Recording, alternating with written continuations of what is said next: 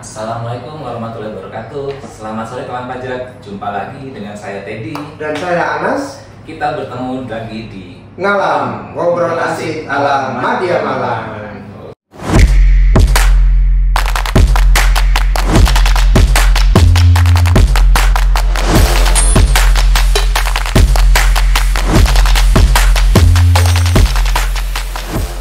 Jadi kita pantun dulu ya. Dulu nih. Cakep ya. Oke. Burung bebek pakai sarung. Sarangnya di Pekanbaru. Cakep. Jangan kaget, jangan bingung. Tahun depan kita pakai aplikasi baru. Cakep. Aplikasi apa itu? Nah, mari kita cari tahu. Oke, sip. Nah, jadi mungkin kawan pajak mungkin pernah dengar ya bahwa Direktorat Jenderal Pajak ini sedang melakukan perubahan seiring dengan arah reformasi birokrasi aparatur sipil negara. Jadi perubahan ini kita sebutnya reformasi perpajakan jilid 3. Gitu kan ya. Ya, betul. Ya, reformasi perpajakan jilid 3 ini berfokus pada peningkatan pelayanan dan kepercayaan publik melalui kinerja instansi yang berintegritas, akuntabel, profesional, dan berorientasi pada pelayanan. Nah, kemudian kawan pajak beberapa minggu terakhir ini mungkin kawan pajak juga pernah sudah mendengar ya ada kasus aplikasi baru yang namanya Cortex. Nah, mungkin pernah membaca istilah Cortex di media massa atau mungkin di media sosial, di Instagram barangkali. Kemudian kanal-kanal lainnya juga mungkin ada kawan pajak yang pernah mengenal rekannya mungkin sama-sama perusahaan pernah diundang oleh KPP ya. KPP medianya untuk sosialisasi. Nah, ini mungkin kawan pajak ini mungkin penasaran ini Cortex itu apa sih ya sebenarnya? Itu bentuknya kayak gimana? Bagaimana mengoperasikannya ya? Karena benar-benar aplikasi baru ya dari pajak ya. Oke. Tapi sebelum kita berkenalan dengan Cortex ini ya mungkin Kak Anas mungkin bisa jelaskan reformasi jilid 3, reformasi perpajakan jilid 3 itu seperti apa sih, terus hubungannya sama Cortex itu apa? Iya. Baik. Kak Teddy, kawan pajak sekalian, sebelum kita masuk ke pembahasan kita terkait Cortex, tadi seperti yang sudah Kak Teddy sampaikan di awal ya, bahwa saat ini Direktorat Jenderal Pajak dalam proses reformasi perpajakan sudah masuk jilid 3, kawan pajak. Proses perjalanannya ini cukup panjang. Jadi sudah ada reformasi jilid 1, kemudian itu dimulai di tahun 2002 waktu itu. 2002 waktu itu dimulainya, waktu itu 2002 sampai 2008 ya prosesnya, itu ada reformasi struktur organisasi di Direktorat Jenderal Pajak. Saat itu mungkin kawan pajak sekarang sudah tahu ada KPP Pratama, KPP Madya, KPP Wajib Pajak Besar. Dulu tuh nggak ada kawan pajak, semua namanya KPP. Nah, dengan reformasi jilid 1 sampai dengan 2008 saat itu mulai dibentuklah itu ada KPP Madya, ada KPP Pratama, ada KPP Wajib Pajak Besar saat itu. Kemudian ada pembagian berdasarkan fungsi. Nah, jadi saat ini ada seksi namanya seksi pelayanan, ada seksi pengawasan, ada seksi penagihan, pemeriksaan dan sebagainya. Berdasarkan fungsinya, bukan berdasarkan jenis pajak.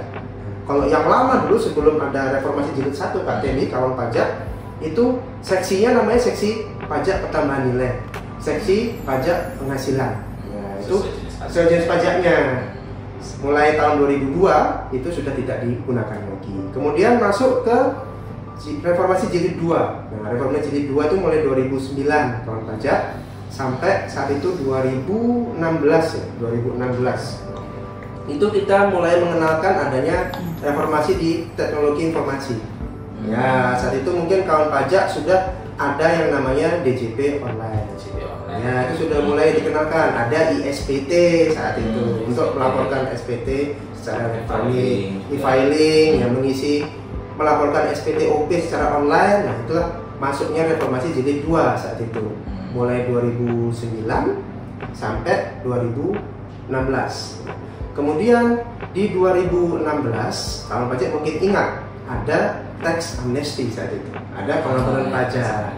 Ini salah satu-satunya pengampunan pajak yang bersukses katanya di dunia itu ya Indonesia ini di 2016 sampai 2017. Itu saat itu ada undang-undang pengampunan pajak. Kemudian setelah ada tax amnesty, ada basis data baru untuk DJP, barulah kita masuk ke reformasi jilid ketiga. Ya, dimulai di 2018 sampai sekarang. Ya, itu penguatan di situ. Nah, ada 5 pilar yang dikuatkan. Yang pertama adalah organisasi, sumber daya manusia, kemudian ada teknologi informasi dan basis data, kemudian proses bisnis dan peraturan perundang-undangan. Prosesnya berjalan terus sampai sekarang kawan pajak. Mungkin kawan pajak yang sudah merasakan secara langsung adalah undang-undang HPP ya. Ya, undang-undang HPP ini adalah salah satu wujud reformasi perpajakan jilid 3 di bidang peraturan perundang-undangan. Hubungannya sama Kortex apa? Nah, Kortex itu juga salah satu bagian dari reformasi perpajakan jilid 3 ini di bidang teknologi informasi dan basis data. Jadi satu alur ini semuanya. Kortex ini adalah bagian dari reformasi perpajakan di salah satu bidangnya yaitu teknologi informasi dan basis data. Begitu Kak Teddy, kawan pajak. Oke, jadi kawan pajak itu sudah jelas ya. Jadi Kortex itu bagian dari reformasi jilid 3 yang salah satunya itu di bidang pengembangan teknologi informasi. Betul. Oke, jadi kawan pajak sudah paham ya. Jadi bahwa Kortex ini dikembangkan oleh Direktorat Jenderal Pajak dalam rangka untuk meningkatkan pelayanan. Kemudian juga terkait dengan era informasi sekarang itu semuanya sudah sangat besar, semuanya nanti sudah pakai aplikasi. Oke, mungkin lebih jauh nih tentang Kortex ini. Gimana nih Kak Anas? Kortex itu sebenarnya kayak gimana sih? Bisa mereformasi perpajakan kita itu seperti apa? Mungkin dijelaskan Kak. Baik. Sekarang kita masuk ya, Kortex ini apa sih sebenarnya kawan pajak? Tadi kan sudah kita sebutkan bagian dari proses reformasi di bidang teknologi informasi dan basis data. Jadi Kortex ini adalah sistem baru ya yang dikembangkan oleh Direktorat Jenderal Pajak. Ini sebenarnya singkatan ya, kependekan dari Kortex Administration System. Jadi nama aslinya itu CTAS ya, Kortex Administration System. Cuman kan kalau panjang itu kan susah diingat ya kan pajak, jadi lebih disingkat aja Kortex supaya gampang diingat. Itu adalah sistem intinya Direktorat Jenderal Pajak ya untuk membantu atau mengadministrasikan perpajakan kawan pajak sekalian ya, supaya kawan pajak ini lebih mudah dalam menjalankan kewajiban perpajakan. Yang menggantikan sistem yang sudah digunakan sekarang oleh kawan pajak semuanya. Ada DJP online ya, ada e-faktur, ada e-bukot ya, ada e-registration yang saat ini kawan pajak semua gunakan ya. Itu nanti akan semua digantikan oleh satu sistem yang baru yang disebut dengan Kortex. Jadi semua digabungkan jadi satu tempat, satu wadah yang disebut dengan Kortex. Jadi kawan pajak sudah nggak perlu bingung lagi buka banyak aplikasi untuk melaksanakan kewajiban perpajakan. Ya, kok sekarang kan loginnya macam-macam tuh, ya. E-faktur sendiri, ya, web e-faktur sendiri loginnya, kemudian nanti DJP online ada loginnya lagi, ya. Desktop sendiri. Iya, macam-macam loginnya. Catatan kawan pajak kan banyak tuh login. Apalagi kalau ganti pegawai dan sebagainya kan, catatannya hilang, repot itu ya. Nah, dengan adanya Kortex ini diharapkan lebih mudah bagi kawan pajak sekalian, karena cuma sistemnya jadi satu. Kortex saja sudah nggak ada lagi e-faktur, nggak ada lagi web e-faktur, nggak ada lagi e-bukot, semua satu tempat di Kortex ini. Loginnya cuma satu. Jadi yang dihafalkan cuma satu aja loginnya, nggak usah banyak-banyak. Jadi lebih mudah, lebih sederhana. Iya, lebih sederhana. Jadi nggak usah ribet-ribetnya bikin catatan buahnya. Iya. Itu dan konsultasi itu catatannya buahnya. Iya. Satu lembar folio tuh isinya password semua. Betul. Semua beda-beda aplikasi. Iya. Depannya nanti aplikasinya jadi satu ya kan? Jadi satu. Jadi semua ditempatkan di satu tempat. Kemudian nanti kawan pajak di Kortex ini mengedepankan namanya digitalisasi. Iya. Jadi semua produk hukum ya, baik yang dikeluarkan oleh DJP maupun produk yang dikeluarkan oleh wajib pajak terkait perpajakan seperti faktur pajak, bukti potong ya, SPT, itu semuanya dalam bentuk elektronik. Jadi kita akan menekan jumlah kertas. Ya, contoh yang simpel aja kawan pajak. Kalau kawan pajak menerima saat ini ya, menerima yang namanya surat tagihan pajak STP ya, kawan pajak kan pasti nungguin fisiknya, STP-nya. Kadang nggak nyampe ya, nggak ke alamatnya kawan pajak, kemudian tiba-tiba dapat teguran. Ya, itu karena masih kertas basisnya. Nah, ke depan dengan Cortex ini kawan pajak, semua produk hukum tadi seperti STP, SKP, itu bisa langsung kawan pajak lihat di Cortex saat kami terbitkan. Jadi hari ini contohnya di tanggal 4 Oktober ini ya, kami klik terbitkan STP. Saat itu juga kawan pajak bisa langsung lihat di Cortex-nya masing-masing. Nggak usah nunggu lagi ada kertas dikirim. Ya, karena semua produknya sudah digital, yang otomatis tanda tangannya pun digital menggunakan sertifikat elektronik. Jadi gitu ya. Jadi tidak hanya lebih modern ya, lebih teknologinya, kemudian juga lebih cepat ya, Cepat, pasti. tapi juga ramah lingkungan. Iya, betul, ramah sudah lingkungan. nggak pakai kertas ya. Udah nggak pakai kertas. Jadi kita menekan jumlah kertas. Semua dokumen kita provide, kita hasilkan dalam bentuk elektronik file PDF. Bisa kawan pajak akses kapanpun, ya dimanapun. Ya, sepanjang ada koneksi internet ya, ada gadget yang bisa diakses. Ya. Kemudian ada yang menarik lagi di Cortex kawan pajak Kak Teddy. Nanti di Cortex ini ada dikenal istilah yang namanya impersonate. Iya, pembagian role access ya kawan pajak. Ini hal yang baru sekali, memang tidak dikenal juga, di sekarang tidak ada. Di DJP online pun tidak ada ini fitur ini. Jadi kawan pajak kalau sekarang kawan pajak loginnya itu, kalau misalkan kawan pajak ingin menerbitkan faktur bukti potong untuk wajib pajak badan, loginnya pakai NPWP badan. Loginnya cuma satu, passwordnya satu, dipakai rame-rame, ya kan? Berbagi share, berbagi password. Ya. Orang yang ngerjain PPh 23 bisa melihat kerjaannya PPh 21. Ya, karena loginnya di satu kan pajak, pakai login NPWP badan. Nanti di Cortex ada pembagian yang namanya impersonate dan role access. Iya, jadi nanti kawan pajak di Cortex ketika mengakses Cortex itu tidak lagi menggunakan NPWP badan. Ya, aksesnya menggunakan NPWP OP, ya, NPWP orang pribadi yang ditunjuk sebagai PIC atau admin utama, pengurus ya. PIC itu adalah pengurus yang tercantum di akte. Jadi yang login ke Cortex itu adalah pengurusnya. Ya, pengurusnya ini nanti ketika login di Cortex, dia akan bisa mengakses dua akun. Ya, pertama akun dia sendiri selaku orang pribadi. Kemudian akun WP badan yang memang dia ditunjuk sebagai pengurus di situ, sebagai PIC di situ. Ya, jadi ketika dia memilih akun WP badan, itulah yang disebut dengan impersonate. Mengendalikan akun lain melalui akun pribadinya. Jadi ibaratnya kayak kita kalau badan itu mobil, maka kita sebagai supirnya. Iya. Kita akunnya masuk pakai akun kita sendiri. Iya. Baru nanti kita pilih badan mana nih yang mau kita kendalikan. Betul, ya. Betul. Jadi pilih badan mana yang mau dikendalikan. Jadi tidak ada lagi login menggunakan NPWP badan. Loginnya pakai orang pribadi. Pakai orang pribadi semua. Nah, nanti setelah itu baru si direktur ini bisa membagi aksesnya ke pegawai yang lain.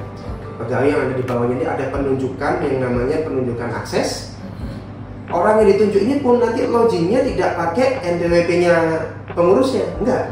Pakai NPWP dia sendiri, pakai nick-nya dia sendiri sesuai yang sudah terdaftar di sistemnya DJP, login. Nanti dia juga akan bisa mengakses dua akun. Akun dia sendiri selaku orang pribadi dan akun badan yang sudah ditunjuk oleh pengurusnya. Jadi nggak ada lagi istilah kita berbagi password, itu sudah nggak ada. Nanti di Cortex loginnya masing-masing sesuai dengan akses yang sudah diberikan. Kemudian terkait sertifikat elektronik. Ya, kalau sekarang sertifikat elektronik kawan pajak itu yang punya adalah NPWP badan untuk bikin faktur, bikin bukti potong ya, kawan pajak dan Kak Teddy ya, seperti itu. Di Cortex nanti NPWP badan tidak lagi punya sertifikat elektronik. Terus gantinya apa? Nah, siapa yang punya sertifikat nanti? Yang punya sertifikat adalah orang pribadi. Yang tadi jadi PIC tadi itu, atau orang yang ditunjuk oleh PIC-nya.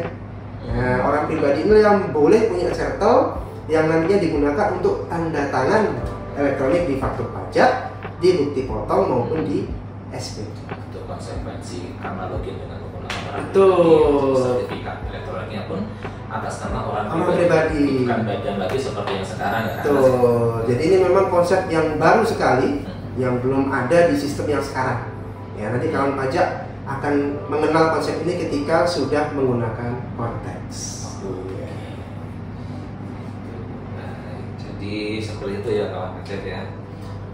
Jadi seperti yang sudah kita bahas tadi, Cortex itu terintegrasi ya. Betul, intinya terintegrasi yang dulu itu dari pendaftaran sampai pembuatan SPT sampai pelaporan, itu aplikasinya ada masing-masing ya. Betul, beda-beda kalau yang sekarang. Bukti potong, bikin faktur itu ada aplikasinya sendiri. Kalau dengan Cortex ini aplikasinya cuma satu. Cortex ini aja. Aplikasi Cortex ini saja. Kemudian di Cortex ini juga ada konsep tadi impersonating. Jadi kawan pajak tidak perlu berbagi password untuk SPT badan untuk mengerjakan SPT, mengerjakan faktur ya. Itu tidak perlu berbagi password, cukup login dengan identitas masing-masing. Identitas pegawai masing-masing, nanti kalau sudah didesain bisa memilih untuk mengerjakan kewajiban yang mana. Oke, jadi mungkin kawan pajak ini karena konsep baru ya, Cortex ini, kemudian juga mungkin ada impersonating juga. Mungkin teman kawan pajak ini penasaran ini Cortex ini kayak apa sih tampilannya ya? Mungkin pengen tahu pengoperasiannya, mungkin menu-menunya kayak apa? Karena ada banyak tuh pastinya ya. Mungkin kawan-kawan bisa mungkin mau lihat itu gimana sih caranya? Kalau misalnya pengen tahu lah ya kayak apa sih tampilannya Cortex ya. Kepo ya. Namanya netizen ya. Gimana caranya ke anas? Baik kawan pajak sekalian, ya kita DJP ya berkomitmen untuk terus memberikan pelayanan ya kepada kawan pajak, termasuk juga terkait Cortex ini. Bagaimana kawan pajak bisa kenal dengan Cortex? Saat ini kalau kawan pajak akses halaman www.pajak.go.id, kemudian nanti ada menu di situ yaitu menu reformasi perpajakan. Itu sudah disiapkan, di situ ada handbook bentuknya PDF, e-book ya, bentuk PDF. Itu pengenalan, seri pengenalan Cortex. Di situ akan dibuatkan per menu. Nah, per menu dari Cortex itu bisa kawan pajak baca dan pelajari dari e-book tersebut. Nah, kalau yang ribet baca PDF ya. Senangnya lihat nonton video gitu misalkan. Nah, nggak usah khawatir kawan pajak. Ada videonya, aman. Kawan pajak tinggal akses YouTube ya, channel YouTube-nya Ditjen Pajak RI. Sudah ada playlist khusus yang disiapkan untuk Cortex. Di situ sudah disiapkan saat ini ya, masih ada 54 video. Wow, itu banyak loh, 54 video. Kawan pajak 54 video, itu masih bertambah lagi kan? Bakal bertambah terus sesuai dengan update yang ada di Cortex pastinya. Kawan pajak silahkan bisa menggunakan dua metode tadi ya, mau membaca handbook PDF atau lihat video, mana yang sekiranya lebih mudah untuk kawan pajak pelajari. Tapi kadang kan saya cuma lihat video aja nggak bisa ngerasain dong gimana menu-menunya Cortex ya. Pasti ada yang pengen nyoba langsung nih. Iya, klik langsung gitu ya. Sambil lihat video saya sambil klik gitu loh. Nah, kan ada yang seperti itu ya, kawan pajak yang jiwa keponya itu sangat tinggi. Nah, ini kawan pajak DJP baru saja merilis yang namanya aplikasi simulator Cortex. Nah, jadi ada simulatornya ya, nggak cuma game aja yang ada simulator. Nah, aplikasi pajak Cortex disiapkan juga simulatornya. Ini adalah aplikasi yang ditujukan kepada kawan pajak yang ingin mengenal lebih jauh lagi Cortex, ingin nyoba-nyoba ngeklik menu-menunya Cortex.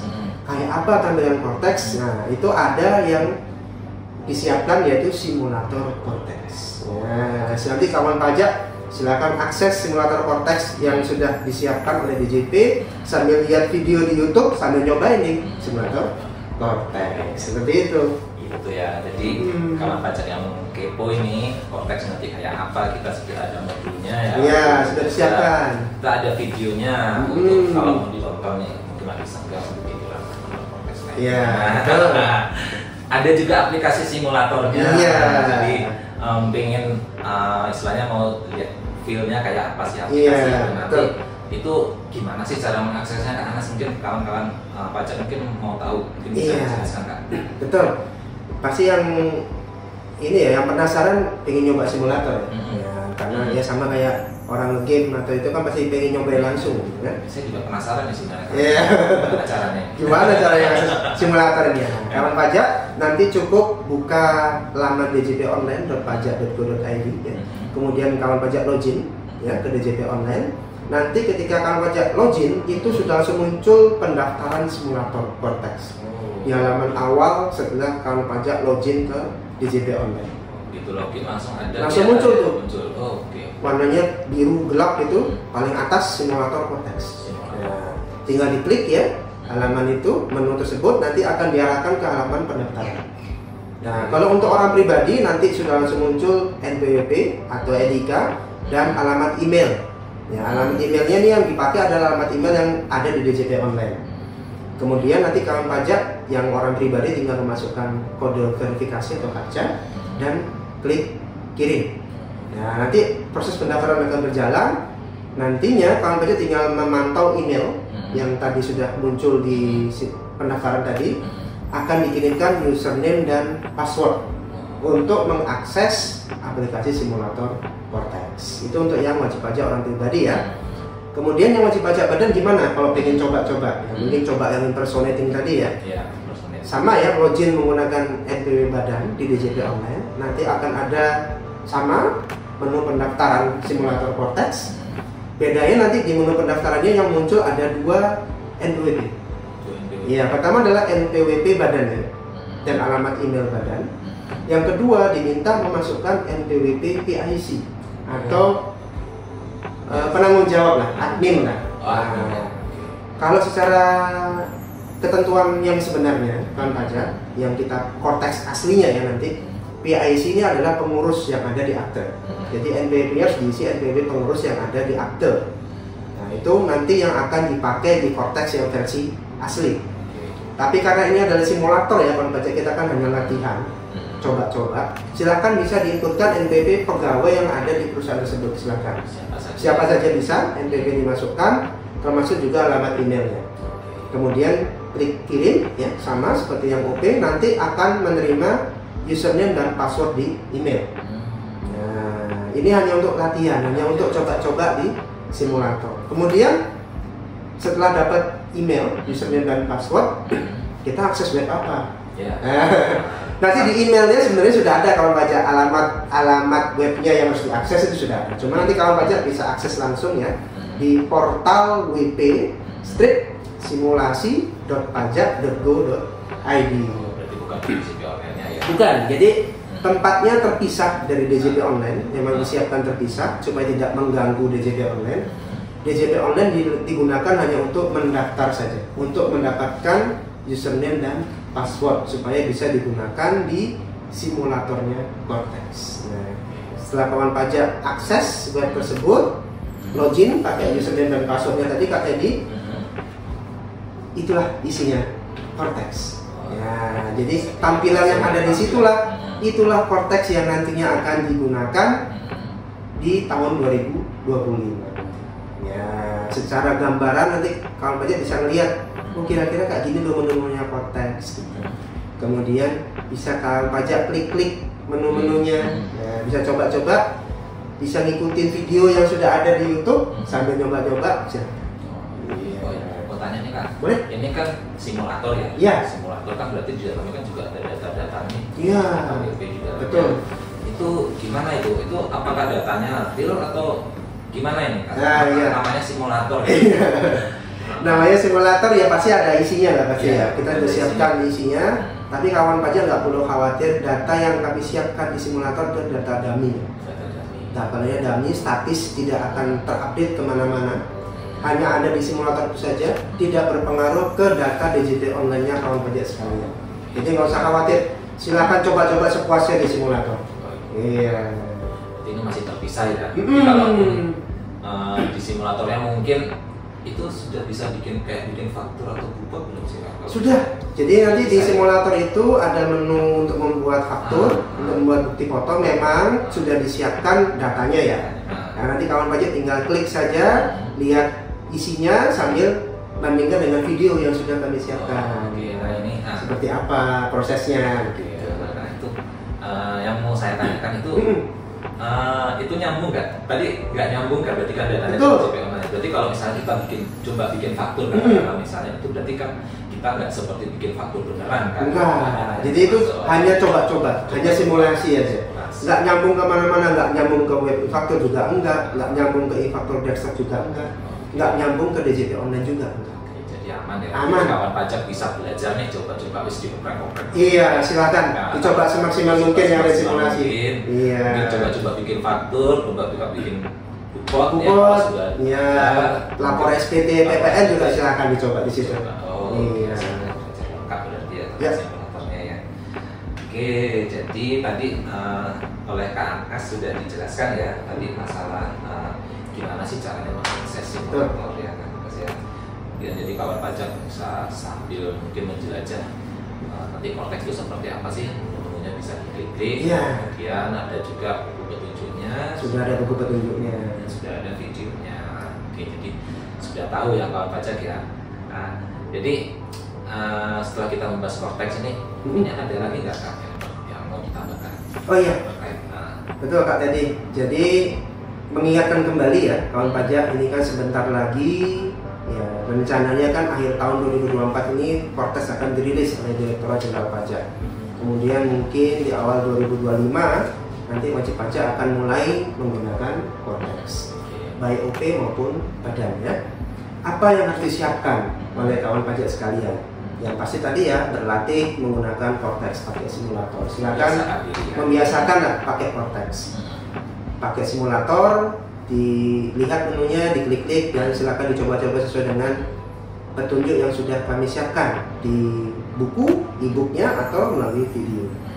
Kemudian ada lagi yang perlu disiapkan kawan pajak. Pertama adalah pastikan pemadanan NIK dan NPWP-nya sudah dilakukan. Kenapa? Karena nanti Cortex hanya akan menerima data NIK atau NPWP yang sudah pemadanan untuk OP.